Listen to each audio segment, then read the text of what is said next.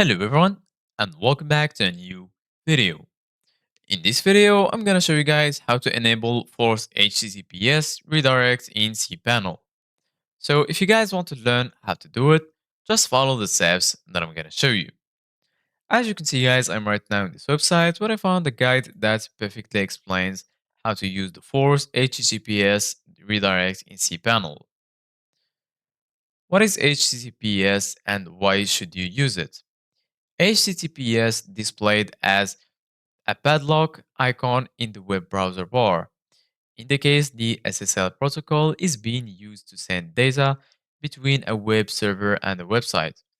Any websites, especially those that require login credentials and sensitive data, should use HTTPS. How does HTTPS redirection work? Let's say you've just installed an SSL on your website, whether through our one-click Let's Encrypt installer or one purchased through your client's area.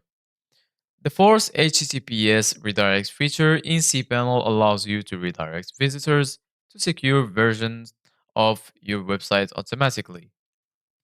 How to force HTTP to HTTPS redirects in cPanel. Go ahead and log in to cPanel. Once in the cPanel dashboard, scroll down to Domain section and click on Domains icon as you can see right here in the picture. Then the Domains interface will appear where you will see a list of all domains on your cPanel account. You'll see the Force HTTPS redirects column. Let's locate the domain that you wish to redirect to HTTPS and set the appropriate Force HTTPS redirects toggled to on. As in our example right here in the picture, a success message will appear. You can toggle several domains to enable or disable Force HTTPS redirects with the option at the top of the table. Please select the checkbox for each domain and select whether you want to toggle them all on or off.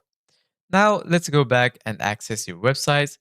Notice how it redirects us to the secure version. And we see a secure lock symbol in the location bar. So this is it guys for today's video. Thank you guys for watching. See you guys in the next video.